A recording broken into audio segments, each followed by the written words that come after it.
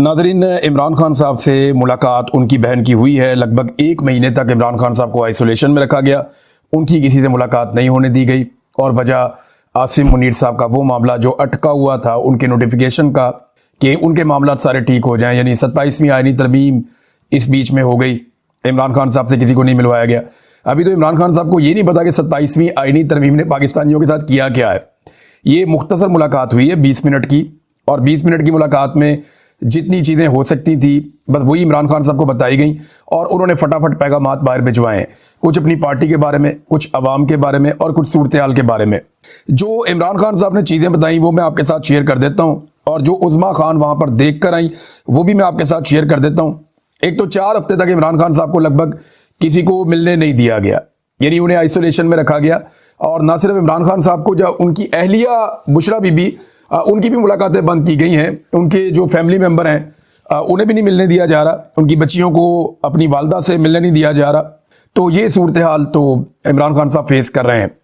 अब ये मुलाकात हुई तो इमरान खान साहब ने जो जेल में अपनी बहन उज़्मा खान को बताया, उन्होंने बाहर आके जो चीज़ें बताई वो मैं पहले आपके सामने रखता हूँ, क्योंकि तफसील से जो चीज़ें हैं वो बाद में जब वो कहीं बैठेंगी तसल्ली से तो वो एक एक करके पॉइंट लिखवाएंगी, तो कोई चीज़ें बाद अगर जहन में नहीं होती वो भी वो बताएंगी।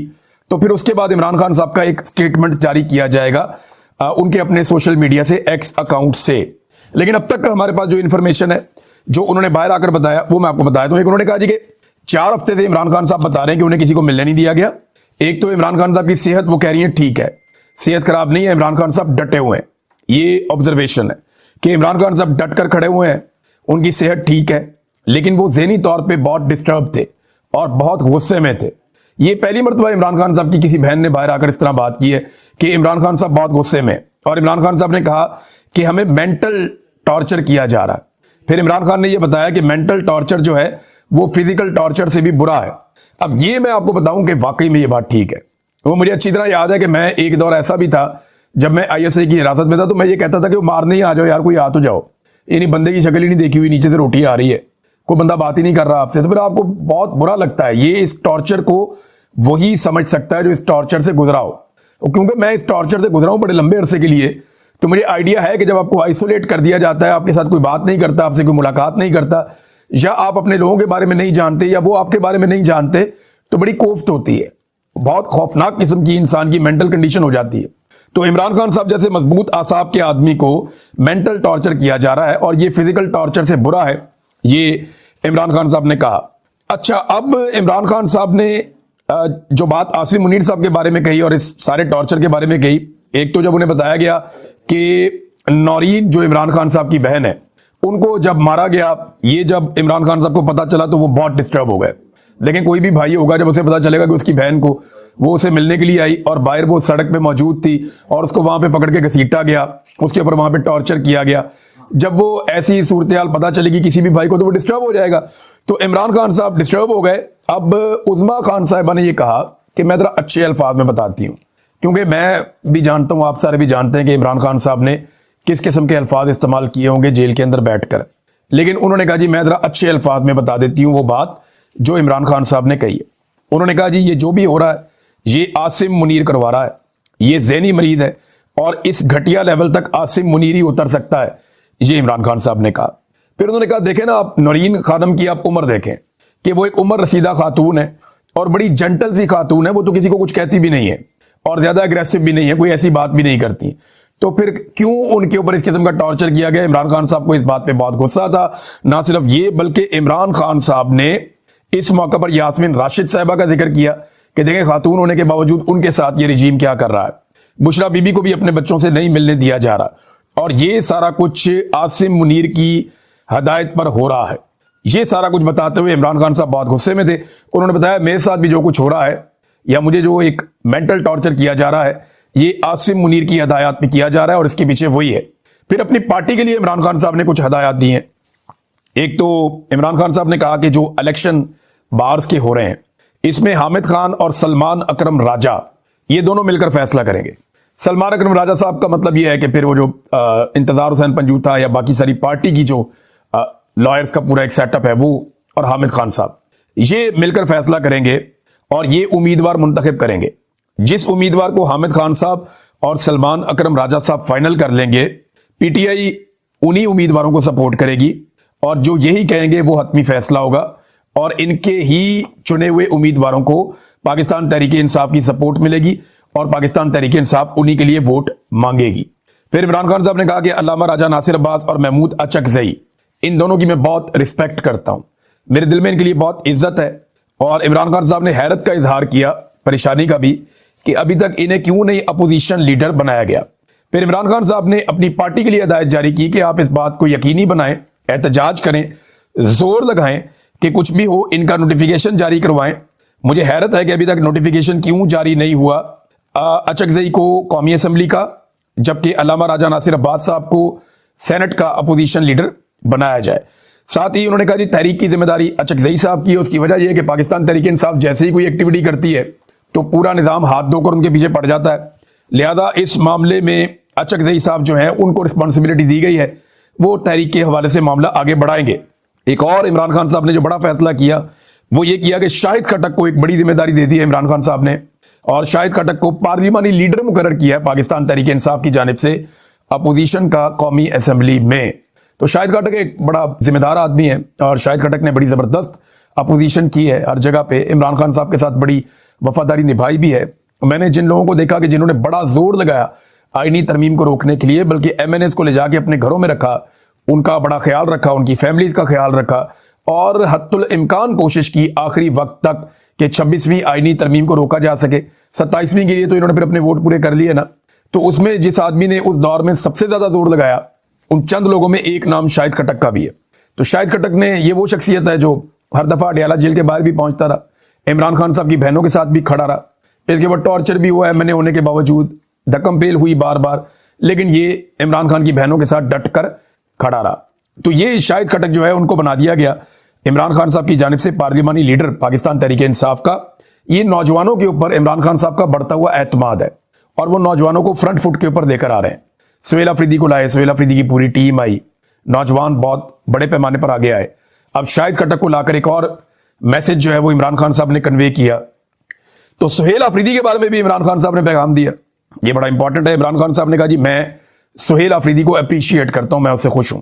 बस उनके लिए इमरान खान साहब ने पैगाम ये भेजा कि फ्रंट फुट पर रहें, मैं सुहेल अफरीदी को सपोर्ट करता हूं, इसको सपोर्ट करूंगा, फ्रंट फुट के ऊपर रहें, क्योंकि मुल्क में आइन और कानून मौजूद नहीं है तो जरा अग्रेसिव होकर अपनी हिकमत अमली को आगे चलाया जाए। तो सुहेल अफरीदी ने जो किया इमरान खान साहब उससे खुश है।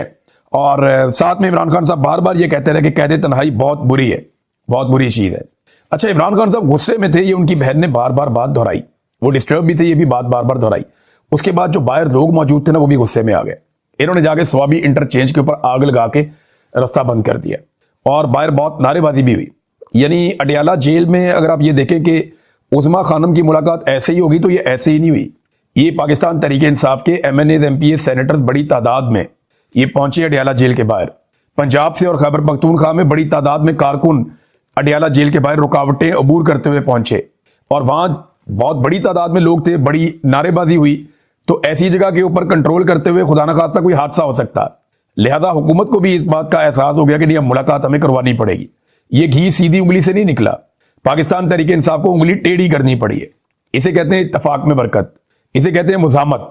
जब आप मुजामत करते हैं, जब आप मुकाबला करते हैं तो कोई ना कोई रास्ता आपके लिए निकलता है और ऐसा ही रास्ता इमरान खान साहब के लिए निकला। इमरान खान साहब की कोई खैर खबर नहीं थी, मुख्तलिफ ममालिक के मीडिया ने तो बड़ी नेगेटिव रिपोर्टिंग भी कर दी थी, लेकिन अच्छी बात यह है कि अब इमरान खान साहब की बाकायदा मुलाकात हो गई अपनी बहन से और उनकी सेहत के हवाले से पॉजिटिव इतलात हैं, लेकिन उन्हें मेंटल टॉर्चर किया जा रहा है, ये उन्होंने कहा। एक और चीज पे इमरान खान साहब बड़े परेशान हुए, ये जो नेशनल डिफेंस यूनिवर्सिटी वाला वाकया हुआ एनडीयू का, जहां पे फील्ड मार्शल आसिम मुनीर साहब ने जो शुरका थे उनसे आके खिताब किया था, उस खिताब में पाकिस्तान तहरीक इंसाफ के लोग मौजूद थे, उन्हें बाइकआउट करना चाहिए था। क्योंकि देखिए इमरान खान साहब को कोई भी नहीं मार रहा, इमरान खान साहब को शहबाज शरीफ की औकात ही नहीं है, नवाज शरीफ कुछ भी नहीं है, जरदारी उसकी भी औकात नहीं है, ये सियासतदान इमरान खान को नहीं मार सकते। और जो जजेज हैं वो भी ये जानते हैं कि अगर इंसाफ किया तो इमरान खान साहब को तो 2024 में ही आजाद हो जाना चाहिए था, मैक्सिमम अगस्त तक, सितंबर तक इमरान खान साहब को बाहर आ जाना चाहिए था। तो जजेस भी नहीं कर रहे, ये आसिम मुनीर साहब कर रहे हैं। और मैं कई दफा आपको कह चुका हूं कि एक तरफ आसिम मुनीर है, एक तरफ इमरान खान है।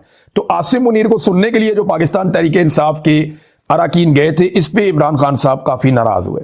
उन्होंने कहा जी कि मेरी पार्टी में वो लोग जो विकेट के दोनों जानिब खेलेंगे, यही हमारी पार्टी के मीर जाफर और मीर सादिक हैं, इन्हीं के लिए मेरी पार्टी में कोई जगह नहीं है।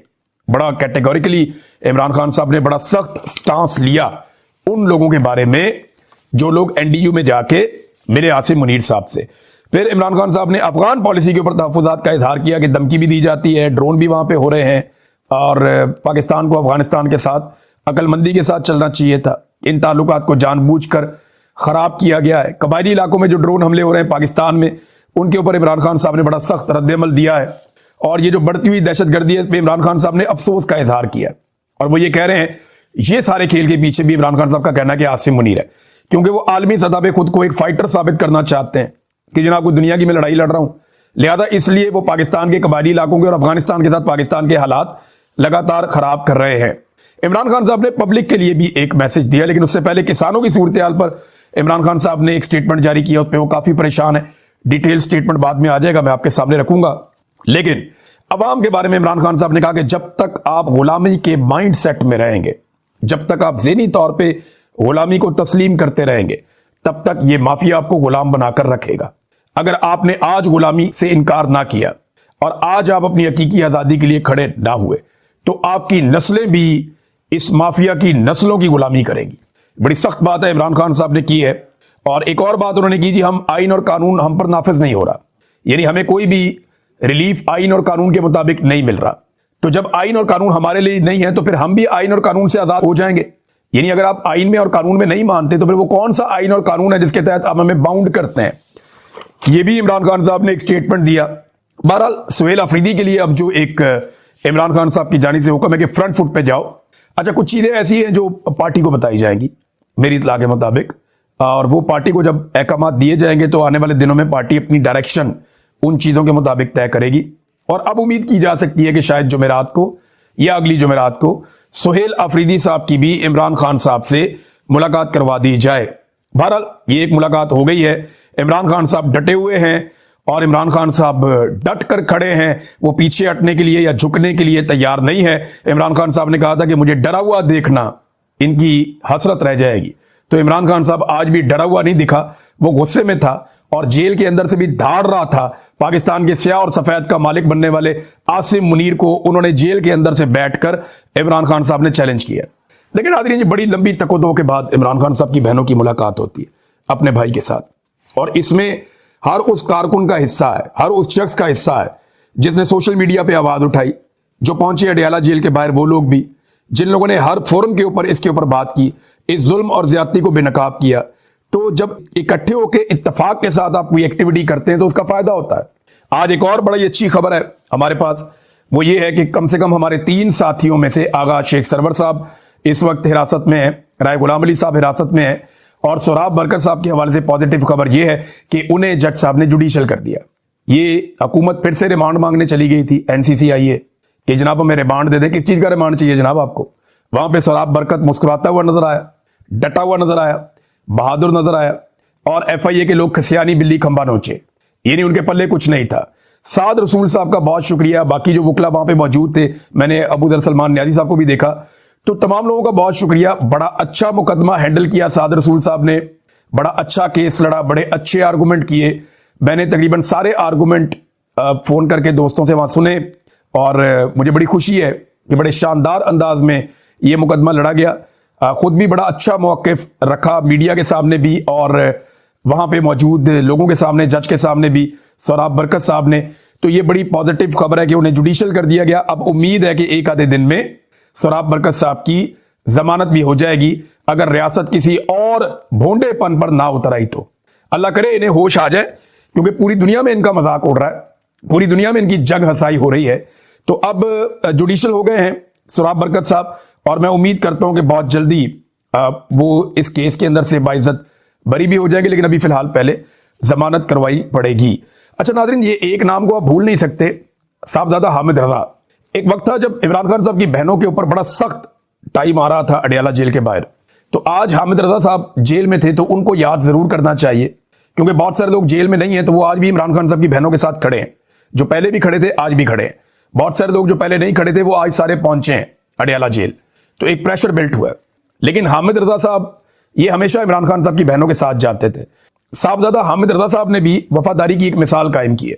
उन्होंने इमरान खान साहब के साथ ताल्लुक निभाया, हत्ता कि उनकी बहनों का भी ख्याल रखा, बाद औक़ात उनके साथ गिरफ्तार भी हुए और अपनी बहनों की तरह उनका ख्याल रखा। आज वो जेल में है तो आज के दिन में उनका नाम ना लेना ये एक ज्यादती होगी, क्योंकि आज एक कामयाबी मिली है इन लोगों को। नवाज शरीफ साहब ने नादरीन जो किया वो उनके सामने अब आना शुरू हो गया है। पीएमएलएन सफाइयां दे रही है, क्योंकि शहबाज शरीफ साहब को तो बुलवा लिया गया पाकिस्तान, वापस वो पहुंच गए।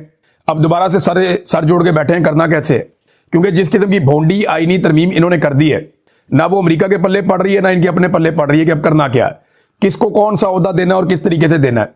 तो ये सारे फंस गए हैं। पुराना एक सिंपल तरीका था, उसको हटा के नई चीज तो ले आए, लेकिन नई चीज की तैयारी इन्होंने नहीं की। ना तो इन्होंने रूल्स बनाए एयरफोर्स के लिए ना नेवी के लिए, और अब डायरेक्टली ऊपर से रूल बना के तो कह रहे जो इंप्लीमेंट करना है तो कैसे करना है। अमेरिकन भी सर पकड़ के बैठे हुए हैं, अक़वाम मुत्तहिदा ने स्टेटमेंट जारी कर दिया है, ये इधर सर पकड़ के बैठे हुए हैं। बहरहाल शहबाज शरीफ साहब को पहुंचा दिया गया वापस पाकिस्तान, वो पहुंच गए पाकिस्तान। लेकिन नवाज शरीफ साहब ऐसा लगता है कि उड़ते हुए तीर के सामने खुद ही आ गए।